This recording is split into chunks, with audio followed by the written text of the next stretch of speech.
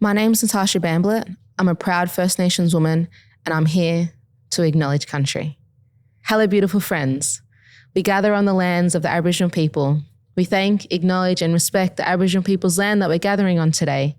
Take pleasure in all the land and respect all that you see. She's on the Money podcast acknowledges culture, country, community and connections, bringing you the tools, knowledge and resources for you to thrive. She's on the Money. She's on the money. Hello and welcome to She's on the Money, the podcast that's here to tell you whether your super is giving future freedom or coasting without a game plan yet. Today's episode was inspired by our community member Fiona, who slid into our Spotify comments and asked, do you have an episode on the minimum super people should have for their age? Seems to vary when you Google it. Great question. I'm Beck Syed, and here to help us get to the bottom of this with me is the woman who is always telling me that superannuation is very sexy. It's just very, very, very sexy, Beck. I'm yet to see. No, you're not. You used to work in superannuation, true. and this is something we should be genuinely, I'm so wildly passionate about this, right? Because this is what's setting us up for future financial success. But it's also something that keeps coming up because a lot of us in this demographic are having parents that are starting to talk about retirement, that are starting to talk about how much they need in superannuation for a comfortable retirement. And when you start Googling it, the numbers are so confusing and they start talking about, oh, well, this is the average for women at this age and this is the average for men at this age. But that's not the average of what you need, Beck. That's just the average of what people retire with. And it frustrates me as an ex-financial advisor because to rant a little bit at the start of this episode, superannuation as a concept was not compulsory until 1992. Right. So for a lot of our parents and a lot of our, older community members, they worked for a very long time without contributing anything to superannuation. So when we get numbers that say the average woman retires with X, that's not taking into consideration what the average female needs. It's taking into consideration just what people are retiring with on average after most of them didn't actually contribute for their entire working lives. Sure. So money win. For most of us millennials and Gen Zs, we are working for our entire lives and contributing to superannuation at the same time. So we are already in a better position than most of our parents purely because of our consistent contributions. Yeah. So that's a win. But still, how much do you need, Beck? That's the question. What do you need? How do you work out what do you need? What's the age pension? How does that work? At what point would we get that? Yeah. Okay, so is there government figures or something else we should be looking at? Yeah. So, the government does put out a lot of resources and they are very good resources if you know how to use them and what to key into them. But more often than not, we don't know where we're starting, right? So the Association of Superannuation Funds of Australia, which you've probably never heard about, nor will you ever care about, but I do, or the ASFA for short, they are the peak body that represents all superannuation funds in Australia. And every single year they release their what they call their superannuation standard, which they say is Australia's benchmark guide for how much you need to be able to have in retirement or spend in retirement, right? And they update this quarterly so you can consistently check back. So it's not outdated data that's not taking into consideration the cost of living crisis or inflation or whatever. It's very up to date.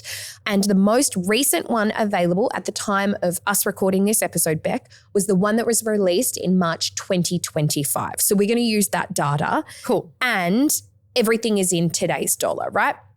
So if we look at the ASFA retirement standards, if you are a homeowner, so if you already own your home and you want to have what they call a comfortable lifestyle, by the time you retire, and today retirement age, it used to be 65, it's now classified as 67. By the time you reach the age of 67, if you are single, they recommend that you have $595,000 in your superannuation. Okay. Right? Yes. If you are in a couple, that number is $690,000. Together? Okay. Which is, I would say, comforting because if you are in a couple, you obviously need less. And I think it's interesting because we'll get into it a little bit further because this is what they say is a comfortable retirement. But I think you and I might disagree. I think does it take into account like the cost of living? Yeah, it does. So that is based on, and they say every single year, a single person will spend $52,383. Not including mortgage because because you're already a homeowner. Yep. Yes. And they're hoping that you've paid it. And as a couple, you'll be spending $73,875. And that covers, like they've taken into consideration for a comfortable lifestyle. That means that you can pay for private health insurance. You are paying for a reliable car to stay on the roads. You have like regular leisure activities. So they're assuming that you do dine out and you do go on holidays and you might go to the local swim center every week, like do your water aerobics, whatever. It includes home maintenance and some upgrades as you might need them. Sure. And then digital connectivity. So like they're including things like Netflix. They're including streaming services. They're including your internet. So they're not delusional, if that makes sense. It's not as though they're looking at this and going, oh, comfortable retirement, and they're still using figures based in 1995. Like that's not it. Like they genuinely do look at it. But then they recommend a modest lifestyle as well. So every time the ASFA release data, they'll release a modest lifestyle and then like a comfortable lifestyle. And a comfortable lifestyle is more money than a modest lifestyle. Modest is like, I would say you can put food on the table. Yeah. And they say that a super balance needed at retirement for a modest lifestyle. And we also need to take into consideration that the modest lifestyle figures assume that you don't have lots of stuff. Like you don't have a lot of assets. You also don't have a lot of superannuation. And it means that they assume that you are going to rely on the age pension, and that age pension is going to work with your superannuation. Your super will kind of top it up a little bit every single year. So they think that a single or a couple will approximately have about $100,000 in super. Okay. That seems more doable. I think a lot of people assumed that I would come on here and be like, you need $1.2 million in superannuation there. I certainly did. Girl, if you want $1.2 million, I can help you get there. I got the tools. Sick. Okay. I can teach you. But like, we also want to be realistic. Yeah. So that means that a single person would on average spend $33,386 per year, and a couple would spend $48,184 per year. And that covers a lot of things. And just a quick reminder, we're still talking about homeowners. So these people in this bucket right now, they've got $100,000 in super, but they've also got a home paid off. Yeah. So they're not paying rent, they're not paying mortgage. Like the assumption is that by retirement, you paid off your home in full.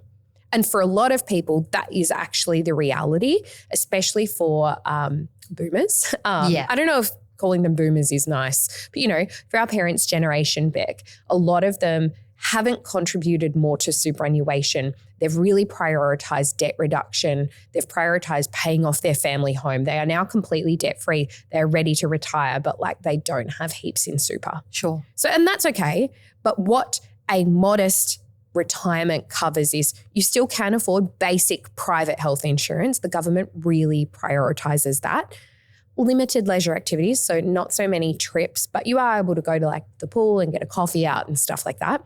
Older, more basic car, and then essential household goods and services. So we're not paying for upgrades to the house. We're not going on holidays, but we can put a roof over our head and food on the table every single week. That's all you need, baby. And just to recap, there are a number of assumptions that for the modest and the comfortable lifestyle, there are a number of assumptions that the ASFA have made, and reminding you that those retirees have paid for their house in full, completely outright. No debt, no mortgage, no rent. That they retire at age 65 and then they live to 85. Okay. So we are living for 20 years after we sell our house. Sounds so morbid, doesn't it? Well, it does. But then the reality of that situation is we're starting to live longer. Yeah. So are these predictions actually reflective of what we're going to need? What if I live to 86? See, what do? You've run out of money. What if my icon of a grandpa, I lived to 94, or he was literally a few days away from being 95. Oh, no. That's an additional 10 years fully. that I need to pay for. Yeah, it's just that's a wild that they're you'll probably die at 85. It's no, I don't know a lot of people that are And there's another 90. assumption that they will both receive part of an age pension. So for the modest lifestyle, it's a full pension, and for the comfortable lifestyle, it's part of an age pension. And then instead of having their superannuation sit there, and you might have heard me talk about, it's fantastic because when you invest money, Beck, the money that you've invested then makes money. And in a perfect world, we never spend the money that we have invested. We always live off the income. Yeah. But it actually assumes drawdown because we don't have that grace. Like if you only have $100,000 in super and that's returning 5% every year. So 5% is what a financial advisor will use as a drawdown rule, because we know that the average of, and I'm going to go off on a tangent here, I do apologize, the average of the Australian share market returns closer to 10% every year, but it's not consistent, right? So some years the market might be off, some years the market might be an absolute bull market and it's having a really great time. But when you're a financial advisor, the advice is that you use an average rate or a drawdown rate of 5%, because that's quite conservative, and it means that if it's a shitty year, Beck, we're going to be okay. And if it's a good year, there'll be some cash left over in your super for the other years that aren't as good, right? So we use 5%. But if you've only got $100,000 in superannuation, 5% of that, Bex, $5,000 a year. You can't live off that. Yeah. So you have to start taking some of the actual investment out so that you can live your life. And so every year you start to cut into that investment, and then the returns start to diminish as well. I'm not saying that that's scary. That is the reality for most people. I just want you to fully understand what that means and why and when and where and how. Okay. Right? Okay. On the flip side, not all of us own property. Not all of our parents own property. No. And the reality is for a lot of people, you're going to rent for life. That's fine. There's literally no shame in that. We just have to financially prepare for it. Yeah. Because if we've got rent as another overhead, like we just need to factor that in. Because housing is a major cost. The ASFA actually publishes completely separate figures for retirees who do own their homes versus retirees who don't own their homes in retirement, which I think is really responsible. And there's no, quote, comfortable lifestyle benchmark provided for that, because I think they realize that if you're going to be renting for life, that's a significantly, it's harder. Like it's harder to rent and put food on the table and have that income. Like if you were in the comfortable bucket, maybe we could get a mortgage. So all they give us is the modest lifestyle for that. Fair enough. So a superannuation balance at the quote retirement age of 67 for a single is $340,000 and for a couple it's $385,000. And then for their annual spending, because they're going to spend a bit more because they're renting as well, for a single person, they're spending $46,663 a year, and for a couple it's $64,259 a year. This just tells me that financially being in a couple makes sense. Isn't that sucky? I know, but also I'm like, it's not that much different to be single. And I don't think we need to be in a couple. So I'm like, this is still, because I'm looking at the single figures, even though I'm not single right now, but I'm like, I don't want to plan for being in a couple. I think this is still very doable. And I don't hate it. So the extra cost assumed if you're renting, if you're a single person, is $13,277 a year. And then they think that if you're in a couple, you're probably spending slightly more and you're spending $16,075 a year on rent. And the rent assumed on that is each week, and I don't think this is enough personally, but each week they assume that you're spending $380 a week. Where are they getting this? Yeah. That's why I was like, let me just disclaimer this because I don't agree, but that's as a single person, and then as a couple, they think you're spending $450. That's how much it should be. And I'm not going to go on a tangent, but I just don't think anyone's doing about this rental crisis. Even the price of housing in general. I remember my rent in like 2015 was $450 a week. And at that time, that was so expensive. Yes. I was sharing with someone else, don't worry. But like that felt like a lot at that time. And I know that rent nowadays, and like it's not that I don't understand the rental market, guys that work in property, I really do get it. But it blows my mind that those are still the figures that they're using and like projecting on. Because like if we reflect, go back and they've assumed that you're like, and we'll go on the single one, right? They've assumed your annual spending is $46,663, but of that you're spending only $380 on rent. Girl, you're not going to be spending $380 on rent. I would say half of that is going to go on rent. And then what? Unless you're in a share house, which I can kind of understand. But are you going to be 65 and you're in a share house? I would absolutely. Good I know you're much cooler than everybody. But like I think a lot of us, by the time we're retiring, that's not what we want. Sure. That's not what the average person wants. And I know that you're probably like, oh, whatever, like live, love, laugh. Yeah. But like, I love it. you can choose that. That's Yeah. fantastic. But some people want their own space. You deserve your own space. You deserve the Yeah. financial freedom that if that is what you want to choose, you get that. I know. Isn't that crazy? I remember looking Yeah. for rentals with my mum when I was like, I don't know, Yeah. a teenager. It's $350 for a 4-bedroom house. Crazy. Now it's like over $1,000. I'm like, I'm so sorry to single Yeah. parents out there. So Beck, these numbers are all in today's costs, right? And I just told you about my rent back in 2015 being $450. Like we kind of know that their projection of $380. Next year it's going to be $400. The year after that's going to be $410, right? So we need to take that into consideration as well, because these numbers from my perspective mean they're not adjusting for future inflation or like, you know, I mentioned before, we're living longer. So like rising life expectancy or even just more housing insecurity. Like this is just, I think yes, I get that they have to put out the bare minimum for everybody in Australia. And most of us listening to this podcast probably live in a major city or regionally relatively comfortably. I would say that we need to remember that a lot of remote communities are piled into this as well, which is why the average comes down. And so, I mean, if you're 30 today and you're planning to retire at the retirement age of 67, the $595,000 for your comfortable lifestyle figure, I would say, is a conceptual baseline, not the actual target, because we need to adjust for inflation. So that's what you would need, Beck, to retire today. Got you. Okay. So if you're 30 or around that and you go into your super right now, your super account and you check how much you have. Yeah. I guess it's hard to say, but what would that figure look like? Yeah, so I have those figures. Great. So I've got superannuation balances by age and gender, and we can quickly go across that. So if you are between the age of 18 to 24, I'm just going to base it on females because the male, actually, I'll tell you both, right? Sure.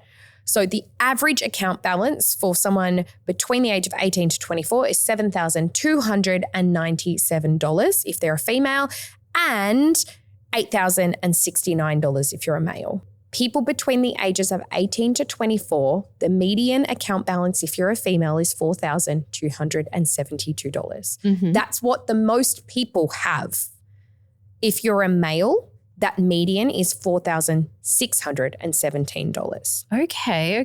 Now, obviously in our community, they actually sit between the ages of 25 to 35. And there's a bit of variance. So if you are between the age of 25 to 29 and you're a female, the average is $23,273 and the median or the most common number is $17,840.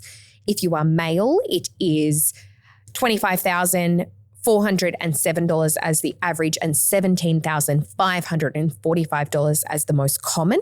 If you are, and I'm just going to jump up to 35 to 39, that jumps to $71,686 as the average female account and $54,391 as the most common. And then if you're male, and this is where things start to slip. We start to see the gender pay gap. The gender if I pay may. gap, absolutely.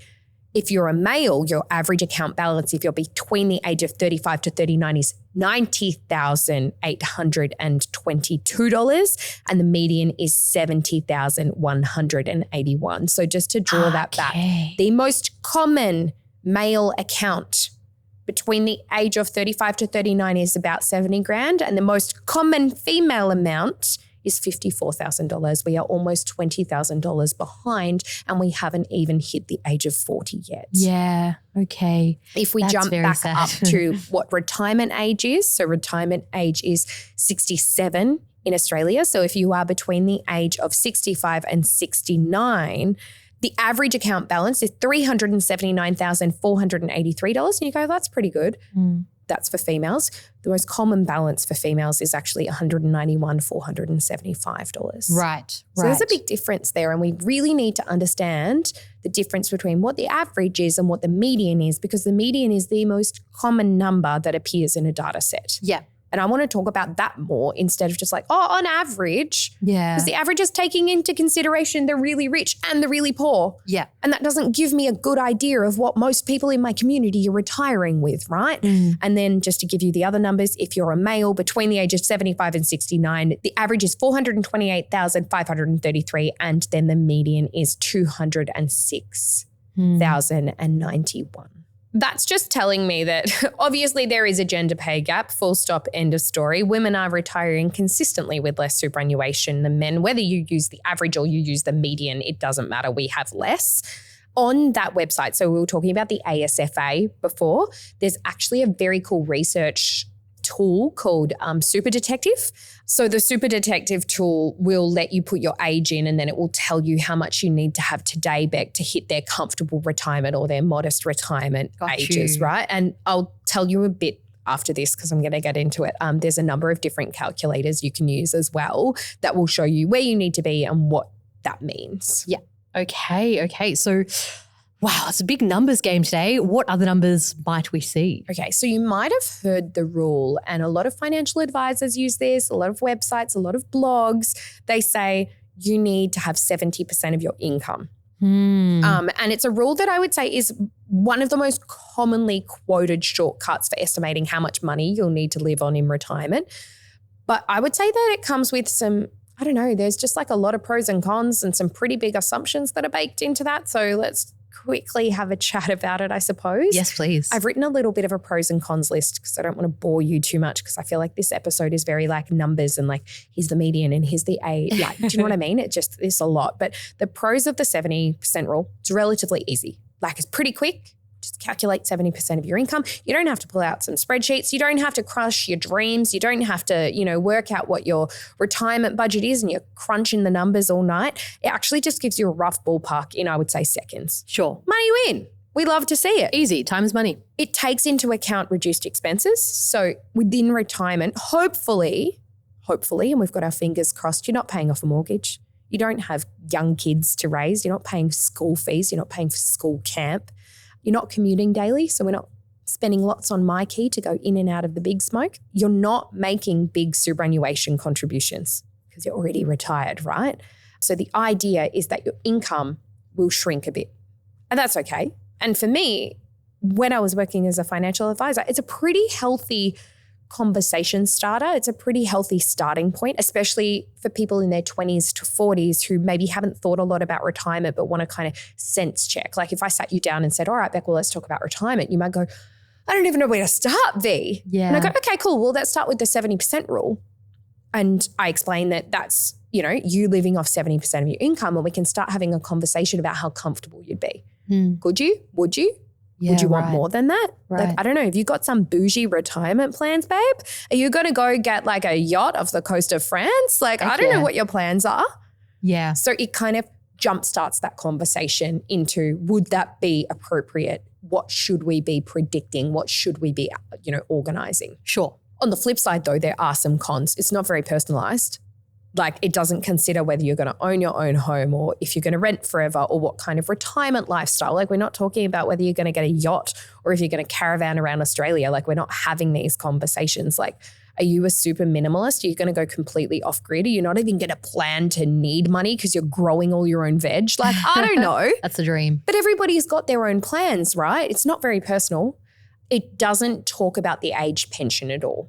And the reality is, most Australians are going to need to rely on the aged pension. And the 70% rule assumes that your income is entirely coming from your savings, your investments, and your superannuation. So I would say it might overestimate how much money you need in retirement. That's good, unless it's daunting. Yeah, but like it could be really scary. Yeah, that's like so if fair. like hypothetically, if I was helping my parents retire and they were stressed about it and I was sitting them down and I'm like, well, 70% rule, and then we calculate what that is for how much they needed in super, that very quickly becomes very overwhelming because they might not have access to that. Yeah. Do you know what I mean? Like we're not talking about the resources and the support and the age pension and how, the super could just act as a top up as opposed to the primary income. It also, high earners are relatively skewed. So like, girl, if you're earning 200 grand a year right now, do you actually need 140 grand a year in retirement? Like, probably not. No, I wouldn't think so. No, you probably set yourself up. You probably paid off your entire house. And like, if you are living a minimalist life, you probably don't need $140,000 in income. Yeah.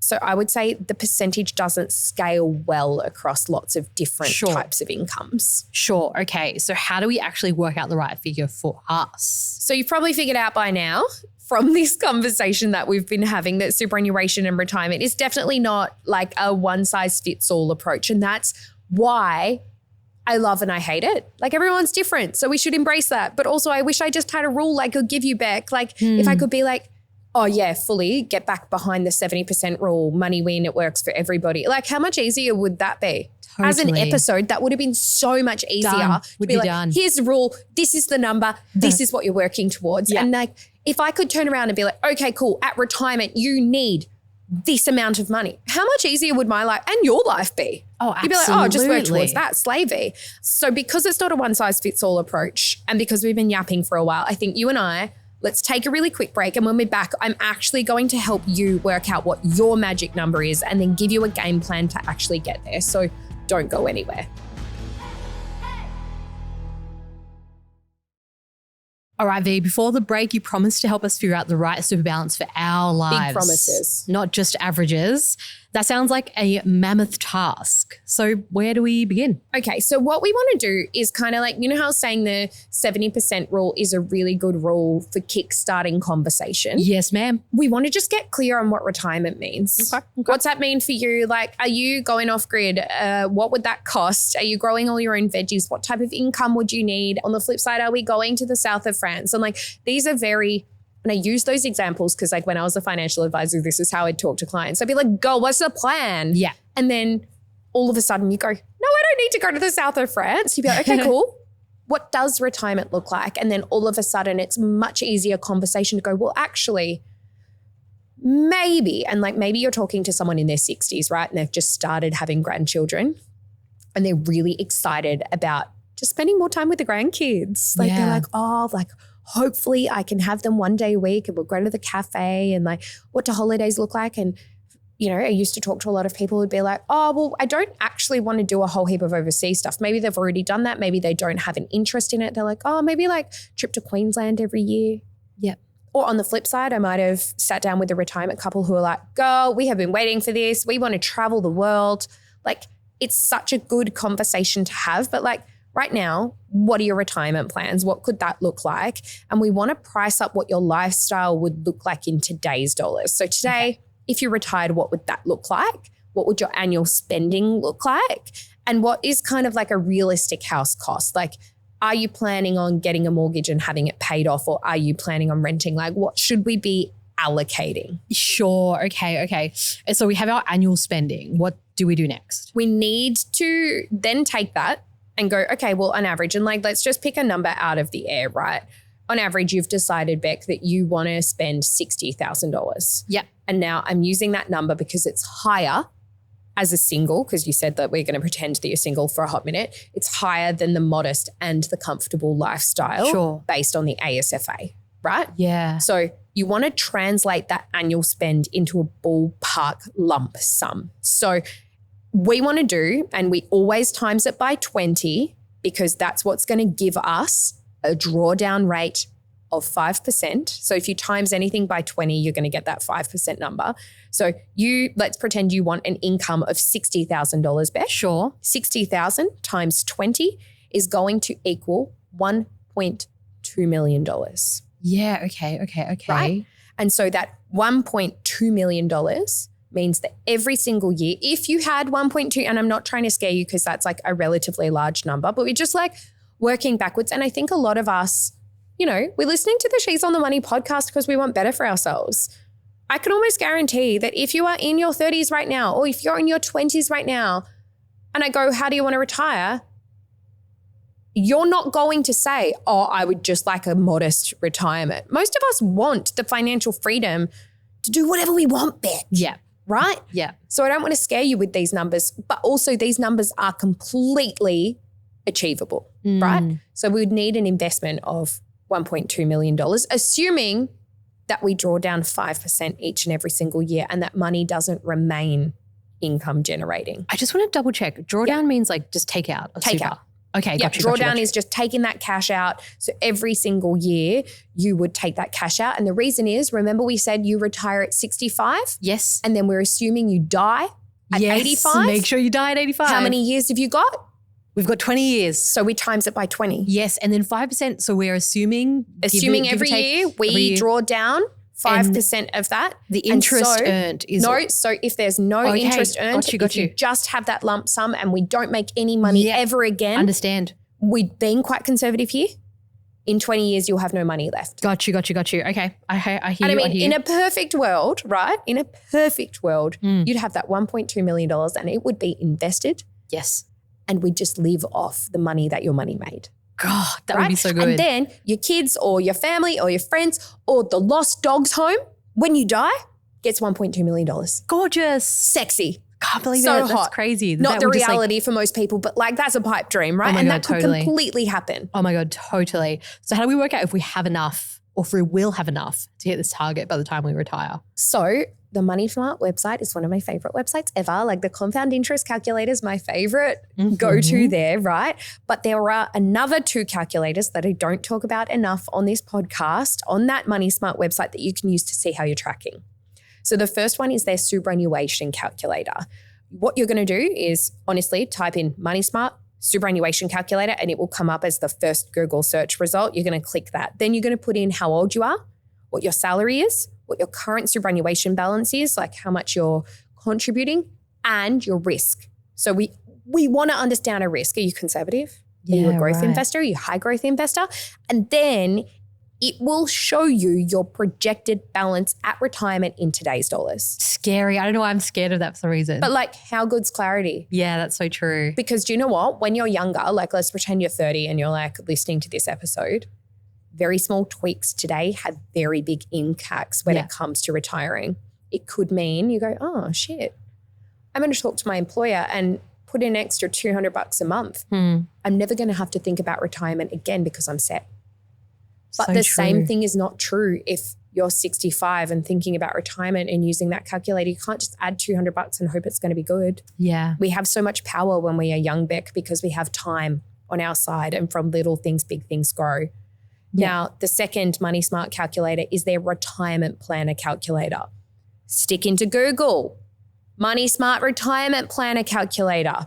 I love this one because it's a little bit more comprehensive. Takes a little bit longer, but I promise you're going to want to do it. It's going to ask you some similar questions to the first one, but you can also include your partner if you have one.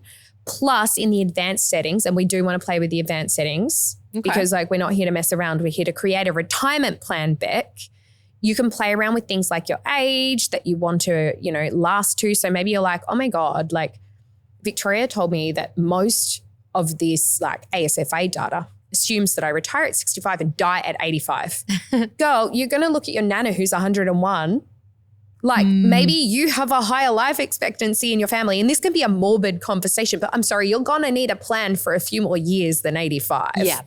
But you can fiddle with that number, like the age you want it to last to, and it will show you what your yearly income would be from your superannuation combined with your partner if you have one.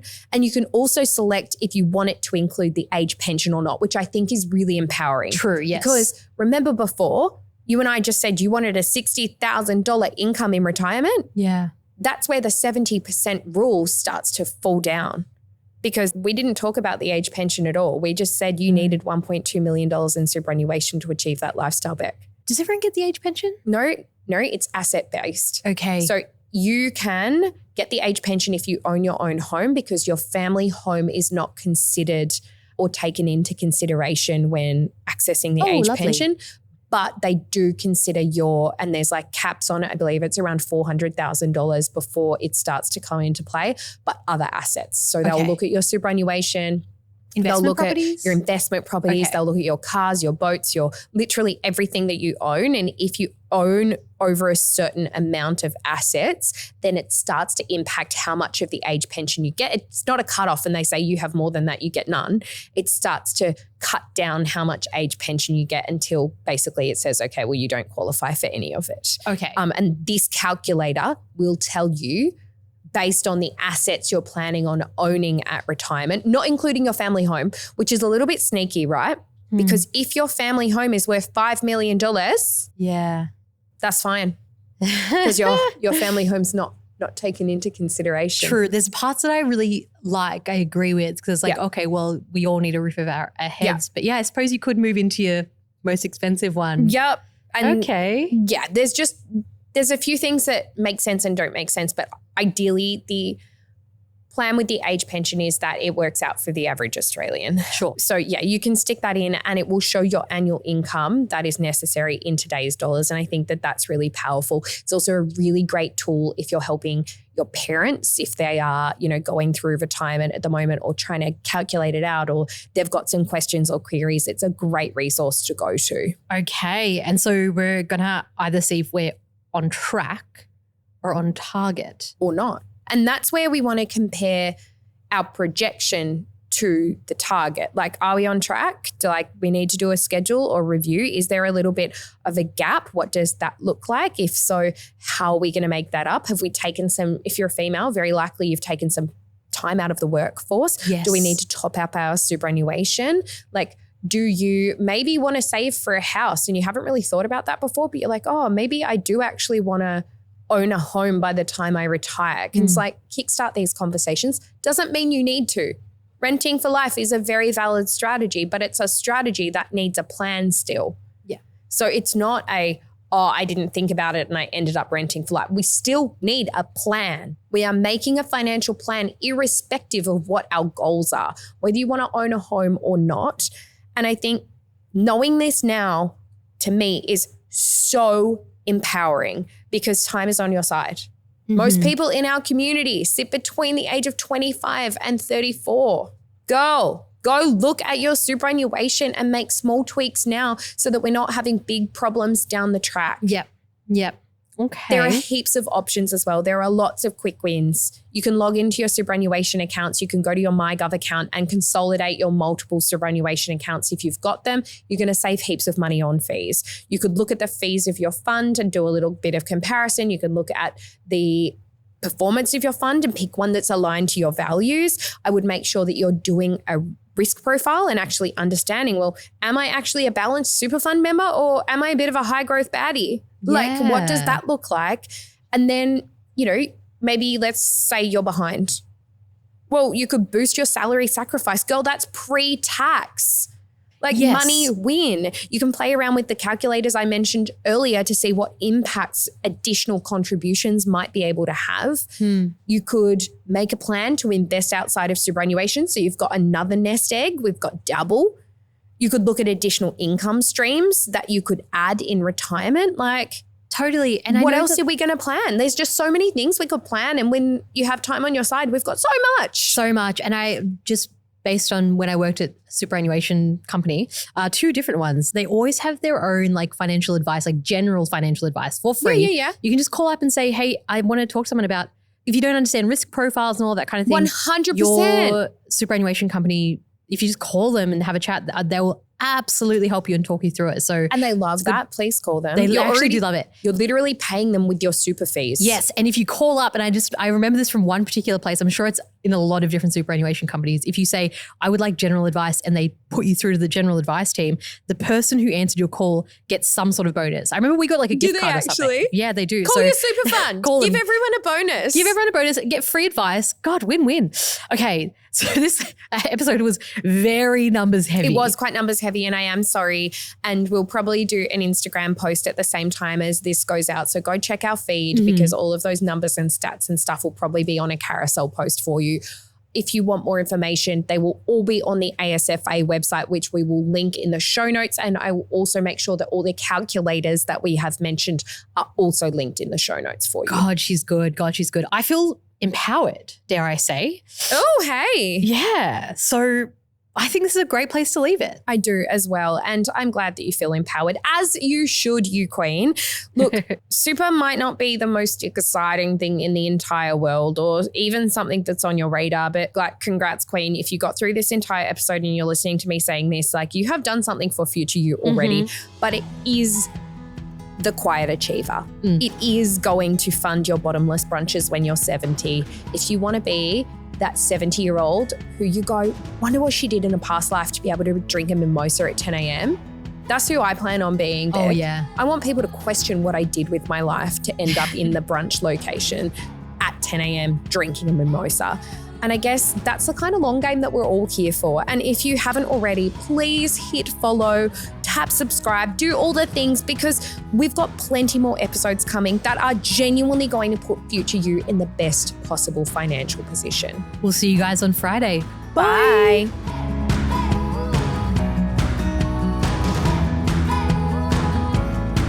The advice shared on She's on the Money is general in nature and does not consider your individual circumstances. She's on the Money exists purely for educational purposes and should not be relied upon to make an investment or financial decision.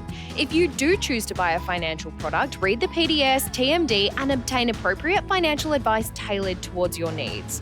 Victoria Devine and She's on the Money are authorised representatives of Money Sherpa Pty Ltd ABN 321 649 27708 AFSL 451289.